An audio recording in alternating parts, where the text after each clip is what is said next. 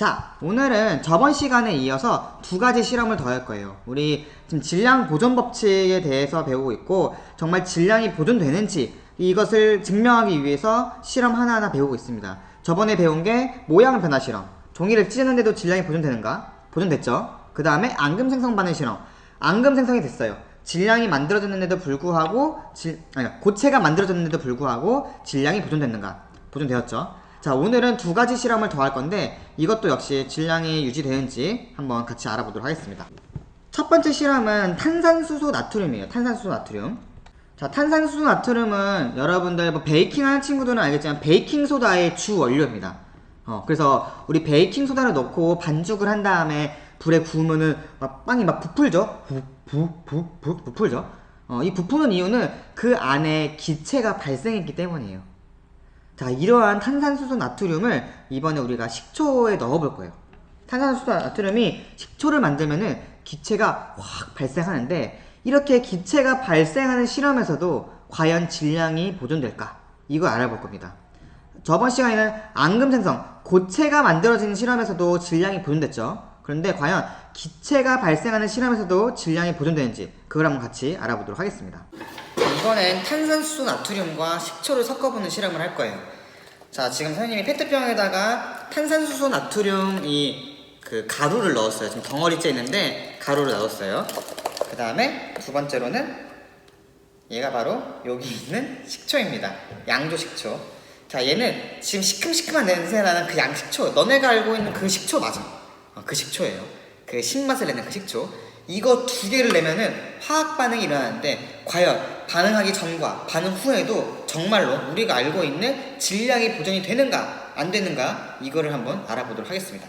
그럼 먼저 반응하기 전 이 물질들의 총 질량을 파악해야겠죠. 자, 그래서 먼저 탄산수소 나트륨이 들어가 있는 이 전체 질량을 측정해 보도록 하겠습니다. 얘는 16.25g이 나왔어요. 16.25g. 자, 다음 식초를 담은 이 컵의 총 질량은 52.12g 나왔습니다. 52.12g. 자, 그러면은 과연 이 두 개를 섞었을 때 질량이 유지가 되는가 안 되는가, 이거에 대해서 알아볼 텐데, 이 두 개를 섞었을 때 어떤 특징이 있냐면 기포가 발생합니다. 보글보글 기포가 발생해요. 자, 이 기포가 발생하는데도 과연 질량이 일정하게 유지가 될까, 이걸 한번 보도록 하겠습니다.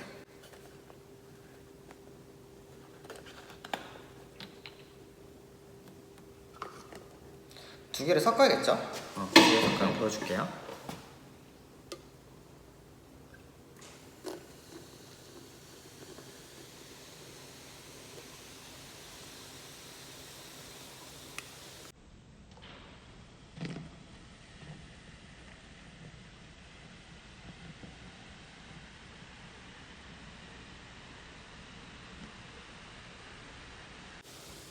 보글보글 기체가 확 올라오는 거 보이시나요?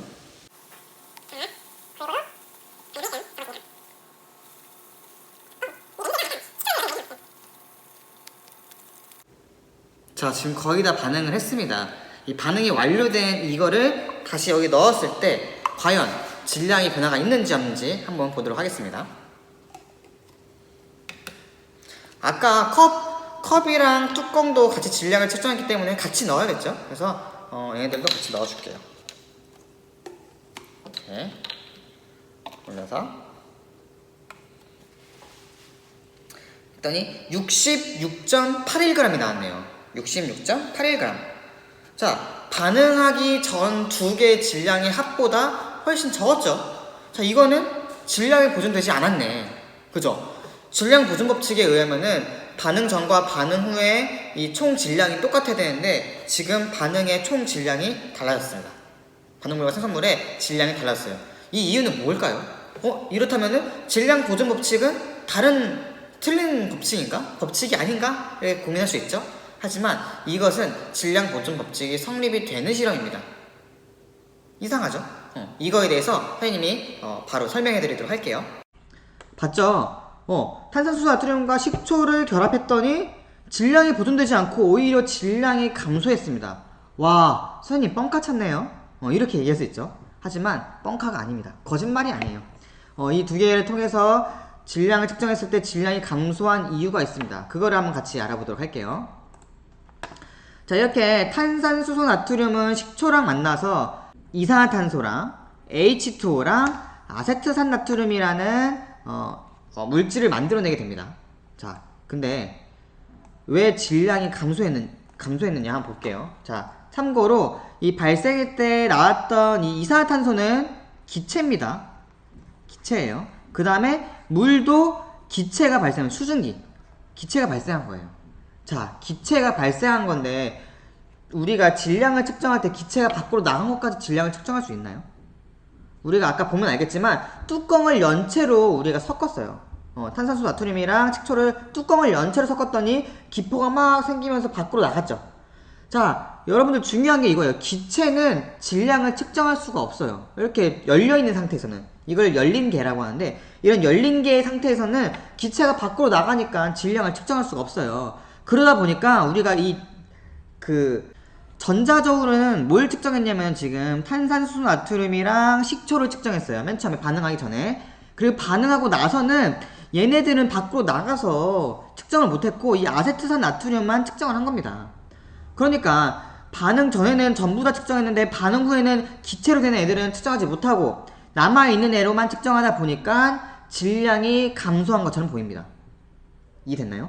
만약에 이 발생한 기체와 발생한 수증기를 전부 수집해가지고 같이 질량을 측정했다면은 질량은 보존됐을 겁니다. 하지만 뚜껑을 연 상태에서 기체가 날아가게끔 방치했기 때문에 얘네들은 저울로 측정할 수가 없었던 거예요. 저울로 측정한 건 얘랑 얘밖에 측정을 못했던 거야. 그러니까 질량이 마치 감소된 것처럼 보인 겁니다. 자, 그러면 이렇게 생각할 수 있겠죠. 선생님, 그러면은 섞고 나서 뚜껑을 바로 닫아버리면은 그럼 되지 않나요? 맞습니다. 네. 뚜껑을 만약에 섞자마자 뚜껑을 닫았으면은 밖으로 나간 기체가 없기 때문에 그 페트병 안에 기체가 잔뜩 있을 거고 그런 상태에서 질량을 측정했으면은 질량이 보존됐을 겁니다. 이거를 증명하는 실험은 우리가 다음 주에 직접 만들어 보도록 할 거예요. 알겠죠? 중요한 거는 기체가 발생 실험했을 때 질량이 감소한 것처럼 보이지만 그 이유는 기체가 발생해서 밖으로 나가기 때문이다. 이 나갔던 기체를 다시 끌어모아서 질량을 측정했으면은 질량이 보존될 것이다. 이것이 포인트입니다. 알겠죠? 자, 그러면은 다른 실험도 같이 한번 봐볼게요. 이번에는 어떤 실험이냐면 기체 결합 반응 실험입니다. 기체 결합 반응 실험. 자, 이 기체 결합 반응 실험은 무슨 뜻이냐면은 여기 왼쪽에 있는 게 이 강철솜이에요. 이 강철솜은 철을 아주 얇게 해가지고 이 수세미처럼 이렇게 뭉쳐놓은 거야. 그래서 솜처럼 가볍긴 하지만 어쨌든 얘도 철입니다. 철. 자, 그 다음에 이 철을 가열할 거예요. 연소시킬 거예요. 자, 이때 우리 저번에 배웠죠. 연소할 때 필요한 물질이 뭐였죠? 산소입니다. 산소.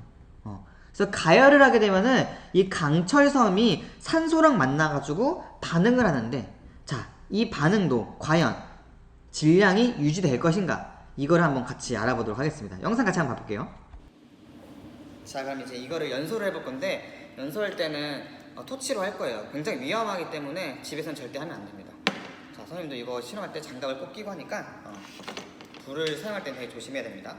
자, 얘를 이제 집게로 짚고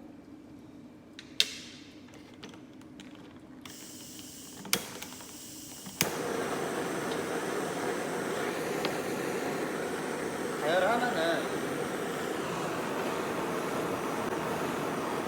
금방금방 뜨거워지죠.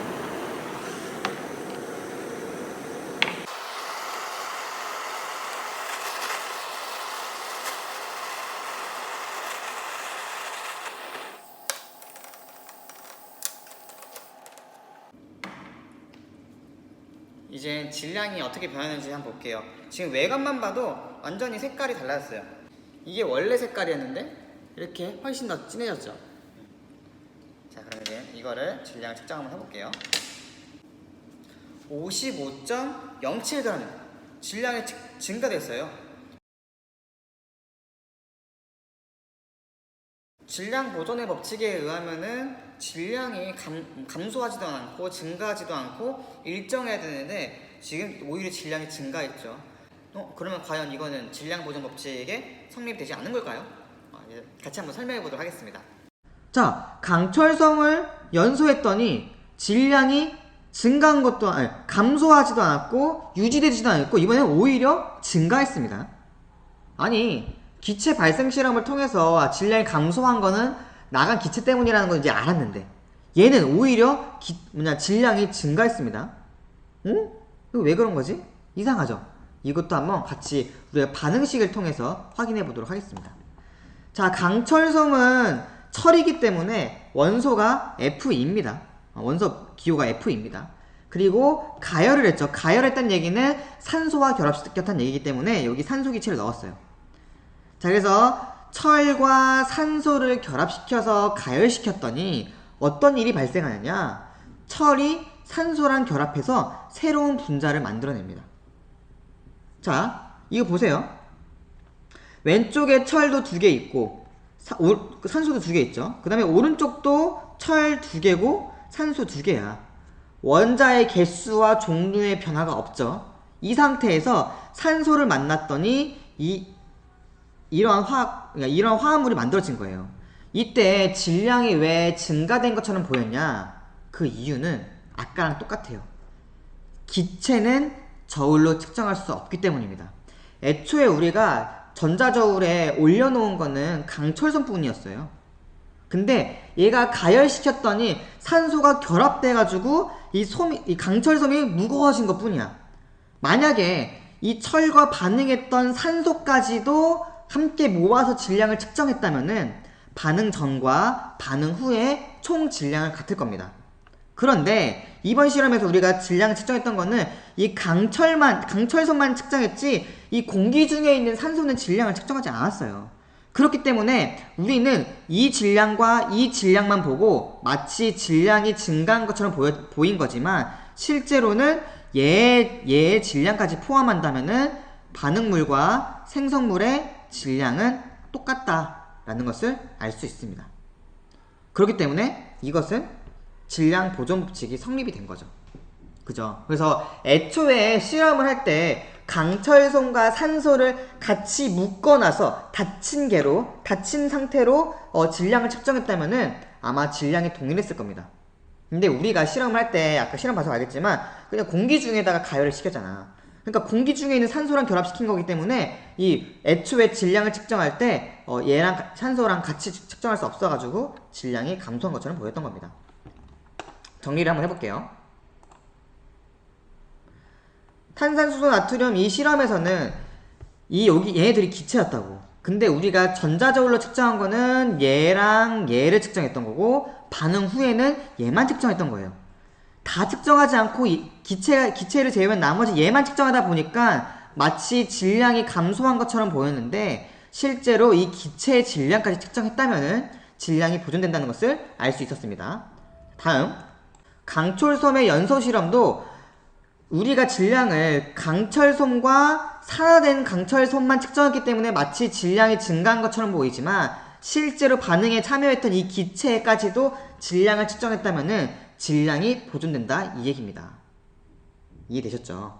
자, 그래서 우리가 총 4가지 실험을 했어요. 자, 이 4가지 실험을 통해서 질량이 보존된다는 것을 확인할 수 있었습니다. 그럼 같이 한번 정리를 해볼게요. 자, 우리가 모양 변화 실험, 종이 찢는 모양 변화 실험, 앙금 생성 반응 실험, 기체 발생 실험, 기체 결합 반응 실험 4가지를 했어요. 이때 이 열린 게 닫힌 게라는 건 뭐냐면은 이 반응에 참여하는 기체들이 있을 거 아니에요. 이 기체들을 공중에서 실험했느냐 아니면은 얘를 꽁꽁 싸매서 실험했느냐 이 얘기입니다.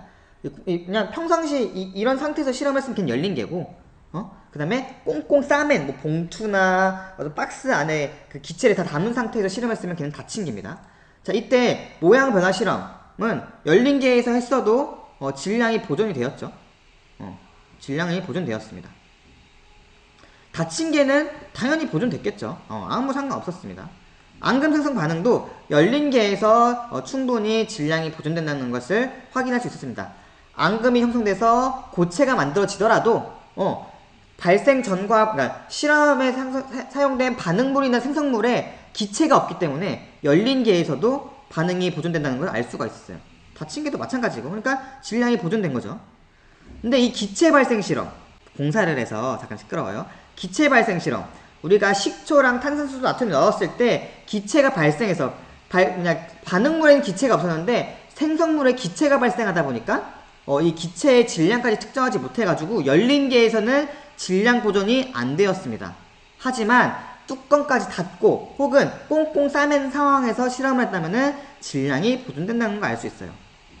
이걸 통해서 질량이 보존된다는 것을 확인할 수 있었습니다. 기체 결합 반응 실험도 마찬가지예요. 반응물의 이 강철솜에 산소를 결합시켰잖아. 이 산소, 이 반응물에 참여한 산소라는 기체가 있었기 때문에 열린 계에선 얘를 측정할 수 없었기 때문에 마치 질량이 증가한 것과 같은 실험 결과가 나왔지만 실제로 닫힌 게 반응에 참여한 산소까지 질량을 측정해서 실험을 했다면은 질량이 보존된다는 것을 알 수가 있습니다. 이걸 통해서 질량 보존이 된다라는 것을 설명할 수 있어요.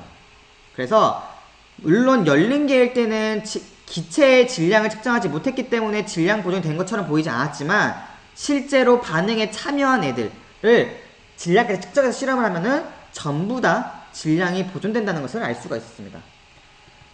그래서 질량 보존은 항상 성립한다 라는 결론을 내릴 수가 있었던 겁니다. 자, 그래서 다른 학생이 저번에 그런 질문을 했어요. 선생님, 나무를 태워서 재가 되면은 질량이 감소한 것처럼 보이는데 이건 어떠한 경우인가요? 라고 물어본 친구가 있었어요. 아주 좋은 질문이죠.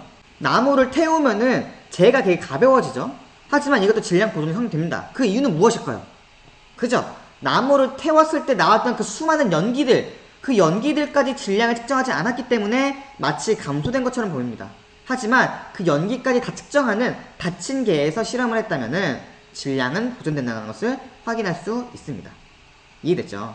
자, 그래서 어떠한 반응이든 물리 반응이든 화학 반응이든 어떠한 반응이든 질량은 항상 보존되더라. 이것을 법칙으로 만든 게 바로 질량 보존 법칙입니다. 이 법칙이 성립되는 이유는 저번에도 이야기했죠. 반응 전후로 물질을 이루는 원자의 종류와 개수에는 변함이 없기 때문이다 라는 게 가장 큰 중요한 포인트가 되겠습니다. 반응을 할 때 주어져 있는 원자를 가지고 배열을 바꾸는 것 뿐이지 새로운 원자가 탄생하거나 원자가 파괴되는 일이 절대 없습니다. 그렇기 때문에 반응에 참여하는 그러니까 분자의 배열은 바뀔 수 있을지언정 반응에 참여하는 원자의 종류나 개수는 전부 일정하기 때문에 질량 보존 법칙이 성립된다는 것, 이것을 좀 잘 기억해 두기 바랍니다. 알겠죠? 그렇게 어렵지 않아요. 이미 너네가 알고 있는 내용들을 증명한 거일 뿐이야. 자, 그래서 이 네 가지 실험을 통해서 기체가 형성되더라도 고체가 형성되더라도 언제든지 질량은 항상 보존된다. 단 기체가 반응에 참여한 경우에는 기체의 질량을 측정하기 어렵기 때문에 질량이 변하는 것처럼 보이지만 발생하는 기체를 질량까지 포함을 시킨다면은 질량은 항상 보존된다는 거, 이것을 잘 기억해 두기 바랍니다. 자, 그러면 오늘 수업은 여기서 마치도록 하겠습니다. 안녕.